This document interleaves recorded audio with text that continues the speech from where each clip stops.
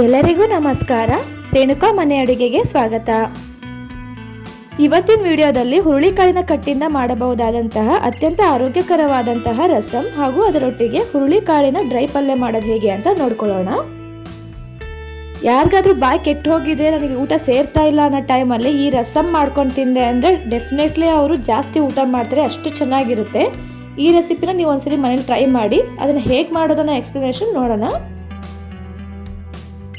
ಮೊದಲಿಗೆ ನಾನಿಲ್ಲಿ ಒಂದು ಬಟ್ಲು ಹುರುಳಿಕಾಳನ್ನು ಒಂದು ಕುಕ್ಕರ್ಗೆ ಹಾಕ್ಕೊಳ್ತಾ ಇದ್ದೀನಿ. ಕುಕ್ಕರ್ಗೆ ಹಾಕೊಂಡ್ಮೇಲೆ ಇದನ್ನು ಕ್ಲೀನಾಗಿ ವಾಶ್ ಮಾಡ್ಕೊಳ್ತಾ ಇದ್ದೀನಿ. ಈ ಹುರುಳಿಕಾಳನ್ನು ಏನು ನೆನೆ ಇಟ್ಟಿಲ್ಲ ಹಾಗೂ ಏನು ಮೊಳಕೆ ಬರ್ಸಿಲ್ಲ. ಡೈರೆಕ್ಟ್ ಹುರುಳಿಕಾಳನ್ನು ತಗೊಂಡ್ಬಿಟ್ಟು ನಾನು ವಾಶ್ ಮಾಡಿಬಿಟ್ಟು ಅದಕ್ಕೆ ಇವಾಗ ಸಾಕಷ್ಟು ನೀರು ಹಾಕ್ಕೊಳ್ತಾ ಇದ್ದೀನಿ. ಇದರಿಂದ ಕಟ್ಟು ತೆಗೆದ್ಬಿಟ್ಟು ಅದರಿಂದನೇ ನಾವು ರಸಂ ಮಾಡೋದ್ರಿಂದ ನಾವು ಜಾಸ್ತಿನೇ ನೀರು ಹಾಕ್ಕೋಬೇಕಾಗುತ್ತೆ. ನಾನು ನೀರು ಕುಡಿಯೋ ಕಪ್ನಲ್ಲಿ 2 ಫುಲ್ ಕಪ್ ಆಗುವಷ್ಟು ನೀರು ಹಾಕ್ಕೊಂಡಿದ್ದೀನಿ. ಇದರೊಟ್ಟಿಗೆ ನಾನು 1/4 ಟೇಬಲ್ ಸ್ಪೂನ್ ಆಗುವಷ್ಟು ಹರಳುಪ್ಪನ್ನು ಸೇರಿಸ್ಕೊಳ್ತಾ ಇದ್ದೀನಿ. ಹುರುಳಿಕಾಳನ್ನ ಬೇಯಿಸ್ಕೋಬೇಕಾದ್ರೇನೆ ಅದರೊಟ್ಟಿಗೆ ಉಪ್ಪು ಸೇರಿಸೋದ್ರಿಂದ ಕಟ್ಟಿನಲ್ಲಿ ಹಾಗೂ ಹುರುಳಿಕಾಳಿನಲ್ಲಿ ಉಪ್ಪಿನಂಶ ಚೆನ್ನಾಗಿ ಬೆರೆತ್ಕೊಳ್ಳುತ್ತೆ. ಅದರಿಂದ ರಸಂ ಹಾಗೂ ಡ್ರೈ ಪಲ್ಯ ತುಂಬ ಟೇಸ್ಟಿಯಾಗಿ ಬರುತ್ತೆ. ನಾನಿಲ್ಲಿ ಹುರುಳಿಕಾಳನ್ನ ಮೊದಲಿಗೆ ನೆನೆಸ್ಕೊಂಡಿಲ್ಲ, ಡೈರೆಕ್ಟ್ ಹಾಕಿರೋದ್ರಿಂದ ಸ್ವಲ್ಪ ಇದು ಬೇಯಕ್ಕೆ ಟೈಮ್ ತಗೊಳುತ್ತೆ. ಹಾಗಾಗಿ 4 ವಿಷಲ್ನ ಹಾಕಿಸ್ಕೋಬೇಕಾಗುತ್ತೆ. ನಾನಿಲ್ಲಿ 4 ವಿಷಲ್ ಹಾಕಿಸ್ಕೊಂಡಾದ್ಮೇಲೆ ಕುಕ್ಕರ್ ಪೂರ್ತಿ ಆರಿದ ಮೇಲೆ ಕುಕ್ಕರ್ ಲಿಡ್ ಓಪನ್ ಮಾಡ್ತಾ ಇದ್ದೀನಿ.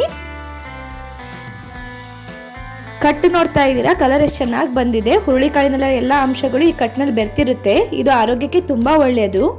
ನಿಮ್ಮ ಮನೇಲಿ ಚಿಕ್ಕ ಮಕ್ಕಳಿದ್ದೆ ಅಂದರೆ ಇದನ್ನ ಬರೀ ಕಟ್ಟನ್ನೇ ಒಂದು ಕಪ್ಪಲ್ಲಿ ಹಾಕಿ ಹಾಗೆ ಕುಡಿಯೋಕೆ ಕೊಡ್ಬೋದು.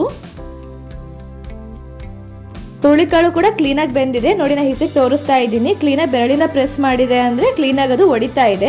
ಒಳ್ಳೆ ಹದಕ್ಕೆ ಇದು ಕೂಡ ಬೆಂದಿದೆ. ಇವಾಗ ಕಟ್ಟನ್ನು ಸಪ್ರೇಟ್ ಮಾಡ್ಕೊಳ್ಳೋಣ. ಕಟ್ ಸಪ್ರೇಟ್ ಮಾಡೋಕ್ಕೆ ನಾನಿಲ್ಲಿ ಒಂದು ತೂತಿರೋಂತಹ ಈ ರೀತಿಯಾದ ತಟ್ಟೆನ ತೊಗೊಂಡಿದ್ದೀನಿ. ಇದು ಜರಡಿ ಥರ ಇರುತ್ತೆ, ಸ್ಟೀಲಿಂದು. ಇದರಲ್ಲಿ ಎಲ್ಲ ಕಾಳನ್ನು ಹಾಕ್ಕೊಂಡಿದ್ದೀನಿ. ಕೆಳಗಡೆ ಒಂದು ಪಾತ್ರೆ ಇಟ್ಟಿದ್ದೀನಿ. ಅದರಲ್ಲಿ ಎಲ್ಲ ಕಟ್ಟು ಕಲೆಕ್ಟ್ ಆಗಿರುತ್ತೆ. ಕಟ್ ಬಸ್ಕೊಳ್ಳೋಕ್ಕೆ ಈ ರೀತಿದು ಇರಲಿಲ್ಲ ಅಂದರೆ ಪಾತ್ರೆಗೆ ಪ್ಲೇಟ್ ಮುಚ್ಚಿಬಿಟ್ಟು ಕೂಡ ನಾವು ಕಟ್ಟನ್ನು ಬಸ್ಕೋಬಹುದು. ಒಂದು 2 ನಿಮಿಷ ಆದಮೇಲೆ ಕಟ್ಟೆಲ್ಲ ಕೆಳಗಡೆ ಪಾತ್ರೆ ಕಲೆಕ್ಟ್ ಆಗಿದೆ. ನೋಡ್ತಾ ಇದ್ದೀರಾ ಎಷ್ಟು ಚೆನ್ನಾಗಿ ಮಂದಕ್ಕೆ ಬಂದಿದೆ ಈ ಕಟ್ಟು. ನಾವಿವಾಗ ರಸಮ್ಗೆ ಮಸಾಲ ರೆಡಿ ಮಾಡ್ಕೊಳ್ಳೋಣ. ನಾನಿಲ್ಲಿ ಒಂದು ಲವಂಗ ತಗೊಂಡಿದ್ದೀನಿ. ಅದ್ರ ಜೊತೆಗೆ ಒಂದು ಸ್ವಲ್ಪ ಆಗುವಷ್ಟು ಚಕ್ಕೆ ಹಾಕ್ಕೊಂಡಿದ್ದೀನಿ. ಇದರೊಟ್ಟಿಗೆ 1 ಟೀ ಸ್ಪೂನ್ ಆಗುವಷ್ಟು ಧನಿಯಾ ತಗೊಂಡಿದ್ದೀನಿ. ರಸಂ ಕ್ವಾಂಟಿಟಿ ಕಡಿಮೆ ಇರೋದ್ರಿಂದ ನಾನು ಎಲ್ಲ ಮಸಾಲ ಐಟಮ್ನು ಕೂಡ ಕಡಿಮೆ ಕ್ವಾಂಟಿಟಿಯಲ್ಲಿ ತಗೊಳ್ತಾ ಇದ್ದೀನಿ. ನಾನಿಲ್ಲಿ ಅರ್ಧ ಟೀ ಸ್ಪೂನ್ ಆಗುವಷ್ಟು ಜೀರಿಗೆನೂ ಕೂಡ ಇದರೊಟ್ಟಿಗೆ ಸೇರಿಸ್ಕೊಳ್ತಾ ಇದ್ದೀನಿ. ಈ ಎಲ್ಲ ಇಂಗ್ರೀಡಿಯೆಂಟ್ಸ್ನು ಸ್ವಲ್ಪ ಕಲರ್ ಚೇಂಜ್ ಆಗೋವರೆಗೂ ಹುಡ್ಕೋತಾ ಇದ್ದೀನಿ.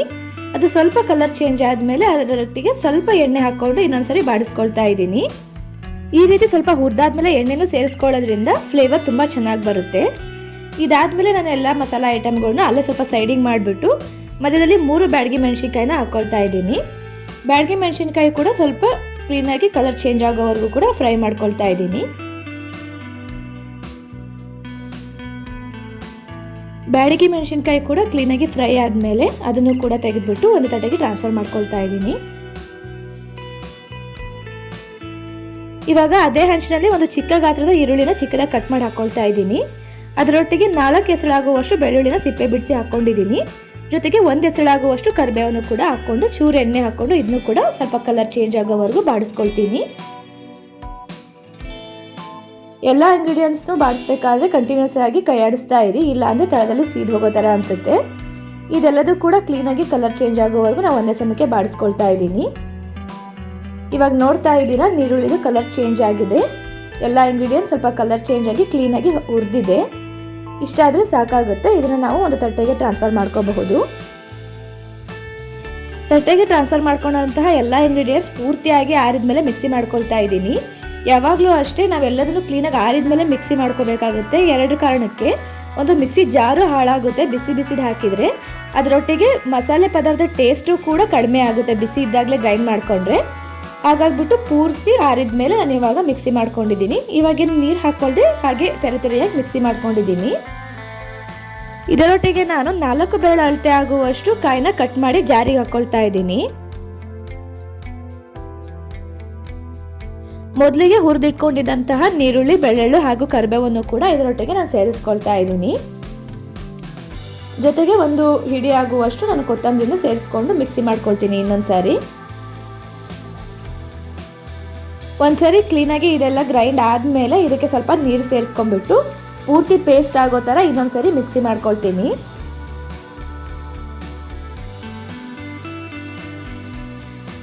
ಇವಾಗ ರಸಂ ಮಾಡೋದಕ್ಕೆ ಒಗ್ಗರಣೆ ರೆಡಿ ಮಾಡ್ಕೊಳ್ಳೋಣ. ಮೊದಲಿಗೆ ನಾನಿಲ್ಲಿ ಸ್ಟವ್ ಮೇಲೆ ಒಂದು ಪಾತ್ರೆ ಇಟ್ಟಿದ್ದೀನಿ. ಪಾತ್ರೆಯಲ್ಲಿ ಸ್ವಲ್ಪ ನೀರೆಲ್ಲ ಹೋದ್ಮೇಲೆ ನಾನು ಇದಕ್ಕೆ 1 ಟೇಬಲ್ ಸ್ಪೂನ್ ಆಗುವಷ್ಟು ಎಣ್ಣೆ ಹಾಕ್ಕೊಂಡಿದ್ದೀನಿ. ಎಣ್ಣೆ ಕ್ಲೀನಾಗಿ ಕಾದ ನಂತರ ನಾನು ಅದಕ್ಕೆ ಸಾಸಿವೆ ಹಾಕ್ಕೊಳ್ತಾ ಇದ್ದೀನಿ. ಸಾಸಿವೆ ಸ್ವಲ್ಪ ಸಿಡಿದಾದ ನಂತರ ಅದರೊಟ್ಟಿಗೆ ನಾನು ಜೀರಿಗೆನೂ ಸೇರಿಸ್ಕೊಳ್ತಾ ಇದ್ದೀನಿ. ಸಾಸಿವೆ ಹಾಗೂ ಜೀರಿಗೆ ಸ್ವಲ್ಪ ಸಿಡಿದ ನಂತರ ಒಂದು 3-4 ಎಸಳಾಗುವಷ್ಟು ಬೆಳ್ಳುಳ್ಳಿನ ಸಿಪ್ಪೆ ತೆಗೆದುಬಿಟ್ಟು ಜಜ್ಜಿ ಹಾಕ್ಕೊಳ್ತಾ ಇದ್ದೀನಿ. ಜೊತೆಗೆ 2 ಬ್ಯಾಡಗಿ ಮೆಣಸಿನ್ಕಾಯಿನ ಮುರಿದ್ಬಿಟ್ಟು ಹಾಕಿದ್ದೀನಿ ಹಾಗೂ 1-2 ಎಸಳಾಗುವಷ್ಟು ಕರಿಬೇವನ್ನು ಕೂಡ ಒಗ್ಗರಣೆ ಸೇರಿಸ್ಕೊಂಡಿದ್ದೀನಿ. ಇದೆಲ್ಲ ಕ್ಲೀನಾಗಿ ಫ್ರೈ ಆಗೋವರೆಗೂ ಕ್ಲೀನಾಗಿ ಬಾಡಿಸ್ಕೊಳ್ಳೋಣ. ಇದಾದ ನಂತರ ಇದಕ್ಕೆ ಸ್ವಲ್ಪ ಇಂಗನ್ನು ಕೂಡ ಸೇರಿಸ್ಕೊಳ್ತಾ ಇದ್ದೀನಿ. ಇಂಗನ್ನು ಸೇರಿಸೋದ್ರಿಂದ ಸಾಂಬಾರಿನ ಘಮ ತುಂಬ ಚೆನ್ನಾಗಿ ಬರುತ್ತೆ, ಟೇಸ್ಟ್ ತುಂಬ ಚೆನ್ನಾಗಿರುತ್ತೆ. ಇದೆಲ್ಲ ಆದ ನಂತರ ನಾನು ರೆಡಿ ಮಾಡಿ ಇಟ್ಕೊಂಡಿದ್ದಂತಹ ಕಟ್ಟನ್ನು ಇದ್ರ ಜೊತೆಗೆ ಸೇರಿಸ್ಕೊಳ್ತಾ ಇದ್ದೀನಿ. ಇವಾಗ ಕಟ್ಟಿನ ಜೊತೆಗೆ ನಾನು ಮಿಕ್ಸಿ ಮಾಡಿ ರೆಡಿ ಮಾಡ್ಕೊಂಡಿದ್ದಂತಹ ಮಸಾಲೆನೂ ಕೂಡ ಇದಕ್ಕೆ ಸೇರಿಸ್ಕೊಳ್ತಾ ಇದ್ದೀನಿ. ಜಾರ್ನಲ್ಲಿ ಉಳಿದಂತಹ ಮಸಾಲೆಗೆ ಸ್ವಲ್ಪ ನೀರು ಹಾಕ್ಬಿಟ್ಟು ಕ್ಲೀನಾಗಿ ಮಿಕ್ಸ್ ಮಾಡಿಬಿಟ್ಟು ನಾನು ಇದೇ ರಸಮ್ಗೆ ಸೇರಿಸ್ಕೊಳ್ತಾ ಇದ್ದೀನಿ. ನಾವು ಮೊದಲಿಗೆ ಆಲ್ರೆಡಿ ಒಂದ್ಸರಿ ಉಪ್ಪು ಹಾಕಿರೋದ್ರಿಂದ 2ನೇ ಸರಿ ಸ್ವಲ್ಪ ನೋಡಿಬಿಟ್ಟು ಉಪ್ಪು ಹಾಕ್ಕೊಳ್ಳಿ. ನಾನಿಲ್ಲಿ 1/4 ಟೇಬಲ್ ಸ್ಪೂನ್ ಆಗುವಷ್ಟು ಹರಳುಪ್ಪನ್ನು ಮತ್ತೆ ಸೇರಿಸ್ಕೊಳ್ತೀನಿ.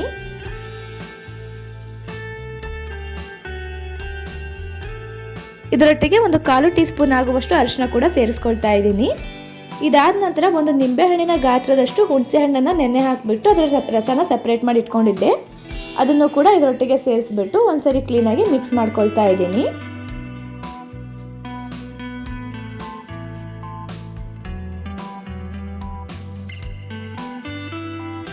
ಇದನ್ನ ಕ್ಲೀನಾಗಿ ಕೈಯಾಡಿ ಆದಮೇಲೆ ಇದನ್ನ ಲಿಡ್ ಮುಚ್ಚಿ ಕುದಿಯೋಕೆ ಇಡಬೇಕು. ಇದು ಕುದಿಯೋ ಅಷ್ಟರಲ್ಲಿ ನೀವಿನ್ನೂ ನಮ್ಮ ಚಾನಲ್ನ ಸಬ್ಸ್ಕ್ರೈಬ್ ಮಾಡ್ಕೊಂಡಿಲ್ಲ ಅಂದರೆ ಚಾನಲ್ನ ಖಂಡಿತ ಸಬ್ಸ್ಕ್ರೈಬ್ ಮಾಡ್ಕೊಳ್ಳಿ. ಅದರೊಟ್ಟಿಗೆ ತಪ್ಪದೆ ಬೆಲ್ ಬಟನ್ನು ಕೂಡ ಪ್ರೆಸ್ ಮಾಡಿ. ಈಗ ಒಂದು ಸ್ವಲ್ಪ ಹೊತ್ತು ಆದಮೇಲೆ ನಾನು ಲಿಡ್ ತೆಗೆದು ನೋಡ್ತಾ ಇದ್ದೀನಿ, ಕ್ಲೀನಾಗಿ ಕುದಿ ಬಂದಿದೆ. ಮನೆಯೆಲ್ಲ ರಸಮ್ನ ಘಮ ಬರ್ತಾ ಇದೆ, ಪರಿಮಳ ತುಂಬ ಚೆನ್ನಾಗಿದೆ. ಇದೊಂದ್ಸರಿ ಕ್ಲೀನಾಗಿ ಕುದಿ ಬಂದಮೇಲೆ ಇದರೊಟ್ಟಿಗೆ ನಾನು ಒಂದಷ್ಟು ಕೊತ್ತಂಬರಿನೂ ಕೂಡ ಚಿಕ್ಕದಾಗಿ ಕಟ್ ಮಾಡಿ ಹಾಕ್ಕೊಳ್ತಾ ಇದ್ದೀನಿ. ಕೆಲವೊಂದ್ಸರಿ ಹುಷಾರಿಲ್ದಂಗಾಗಿ ಬಾಯಿ ಕೆಟ್ಟೋಗಿರುತ್ತೆ, ಅವಾಗ ಏನು ತಿಂದರೂ ರುಚಿ ಸಿಗ್ತಿರಲ್ಲ, ಅಥವಾ ಕೆಲವೊಂದ್ಸರಿ ಊಟನೂ ಸೇರ್ತಾ ಇರಲ್ಲ. ಆ ಟೈಮ್ನಲ್ಲಿ ಈ ರಸನ ನೀವು ಒಂದ್ಸರಿ ಮಾಡ್ಕೊಂಡು ಊಟ ಮಾಡಿ, ತುಂಬ ಚೆನ್ನಾಗಿರುತ್ತೆ. ನೀವು ಊಟ ಸೇರ್ತಾ ಇಲ್ಲ ಅಂತ ಹೇಳೋರು ಕೂಡ 1-2 ತುತ್ತು ಜಾಸ್ತಿನೇ ಊಟ ಮಾಡ್ತೀರಾ, ಅಷ್ಟು ಚೆನ್ನಾಗಿರುತ್ತೆ ಈ ರಸಮ್. ಇವಾಗ ಬೇಯಿಸಿಟ್ಕೊಂಡಿದ್ದಂತಹ ಹುರುಳಿಕಾಳಿಗೆ ಸ್ವಲ್ಪ ಒಗ್ಗರಣೆ ಹಾಕ್ಕೊಂಡು ಡ್ರೈ ಪಲ್ಯ ಥರ ರೆಡಿ ಮಾಡ್ಕೊಳ್ಳೋಣ. ನಾನು ಇದಕ್ಕೆ 2 ಟೇಬಲ್ ಸ್ಪೂನ್ ಆಗುವಷ್ಟು ಎಣ್ಣೆ ತೊಗೊಂಡಿದ್ದೀನಿ. ಎಣ್ಣೆ ಕಾದಾದ ನಂತರ ನಾನು ಇದಕ್ಕೆ ಸಾಸಿವೆ ಸೇರಿಸ್ಕೊಳ್ತಾ ಇದ್ದೀನಿ. ಸಾಸಿವೆ ಕ್ಲೀನಾಗಿ ಸಿಡಿದಾದ ನಂತರ 2 ಬ್ಯಾಡಗಿ ಮೆಣಸಿನ್ಕಾಯಿನ ಚಿಕ್ಕದಾಗಿ ಕಟ್ ಮಾಡಿ ಹಾಕ್ಕೊಂಡಿದ್ದೀನಿ. ಇದರೊಟ್ಟಿಗೆ 2 ಮೀಡಿಯಂ ಗಾತ್ರದ ನೀರುಳ್ಳಿನೂ ಕೂಡ ಚಿಕ್ಕದಾಗಿ ಕಟ್ ಮಾಡಿ ಹಾಕ್ಕೊಂಡಿದ್ದೀನಿ. ಇದನ್ನು ಕ್ಲೀನಾಗಿ ಫ್ರೈ ಮಾಡ್ಕೊಳ್ಳೋಣ. ಇದರಲ್ಲಿ ನೀರುಳ್ಳಿ ತುಂಬ ಮೆತ್ತಗಾಗೋವರೆಗೂ ನಾವು ಫ್ರೈ ಮಾಡಬಾರ್ದು. ನೀರುಳ್ಳಿ ಮಧ್ಯದಲ್ಲಿ ಬಾಯಲ್ಲಿ ಕುರುಮ್ ಅಂತ ಸಿಗ್ತಾ ಇರಬೇಕು, ಆ ರೀತಿಯಾಗಿ ಬೇಯಿಸ್ಕೋಬೇಕಾಗುತ್ತೆ. ನೀರುಳ್ಳಿ ಸ್ವಲ್ಪ ಫ್ರೈ ಆದ ತಕ್ಷಣ ನಾನು ಇದ್ರ ಜೊತೆಗೆ ಬೇಯಿಸಿಟ್ಕೊಂಡಿರೋ ಅಂತಹ ಹುರುಳಿಕಾಳನ್ನು ಕೂಡ ಸೇರಿಸ್ಕೊಳ್ತಾ ಇದ್ದೀನಿ. ಇದರ ಜೊತೆಗೆ ರುಚಿಗೆ ತಕ್ಕಷ್ಟು ಉಪ್ಪನ್ನು ಕೂಡ ಹಾಕ್ಬಿಟ್ಟು ಇದನ್ನ ಕ್ಲೀನಾಗಿ ಮಿಕ್ಸ್ ಮಾಡ್ಕೊಳ್ತಾ ಇದ್ದೀನಿ. ಹುರುಳಿಕಾಳನ್ನು ನಾವು ಆಲ್ರೆಡಿ ಕುಕ್ಕರ್ನಲ್ಲಿ ಬೇಯಿಸ್ಕೊಂಡಿರೋದ್ರಿಂದ ತುಂಬ ಹೊತ್ತು ಇದನ್ನು ಬೇಯಿಸ್ಕೊಳೋದು ಬೇಕಾಗಲ್ಲ. ಒಂದು 2-3 ನಿಮಿಷ ಆಗುವವರೆಗೂ ಲಿಡ್ ಮುಚ್ಚಿಟ್ಟಿದ್ರು ಸಾಕು, ಇದು ಕ್ಲೀನಾಗಿ ಬೆಂದ್ಕೊಂಡಿರುತ್ತೆ. ಇದಾದಮೇಲೆ ಒಂದ್ಸರಿ ಕ್ಲೀನಾಗಿ ಮಿಕ್ಸ್ ಮಾಡಿ ತೋರಿಸ್ತಾ ಇದ್ದೀನಿ. ಇದರ ಜೊತೆಗೆ ಸ್ವಲ್ಪ ನಾನು ಕಾಯಿ ತುರಿನೇ ಹಾಕ್ಕೊಂಡಿದ್ದೀನಿ ಹಾಗೂ ಕೊತ್ತಂಬರಿನೂ ಕೂಡ ಚಿಕ್ಕದಾಗಿ ಕಟ್ ಮಾಡ್ಕೊಂಡ್ಬಿಟ್ಟು ಲಾಸ್ಟಿಗೆ ಇದ್ರ ಜೊತೆಗೆ ಸೇರಿಸ್ಕೊಳ್ತಾ ಇದ್ದೀನಿ. ಇದನ್ನೆಲ್ಲ ಒಂದ್ಸರಿ ಕ್ಲೀನಾಗಿ ಮಿಕ್ಸ್ ಮಾಡ್ಕೊಂಡಾದ್ಮೇಲೆ ನಾವು ಸ್ಟವ್ನ ಆಫ್ ಮಾಡ್ಕೋಬಹುದು.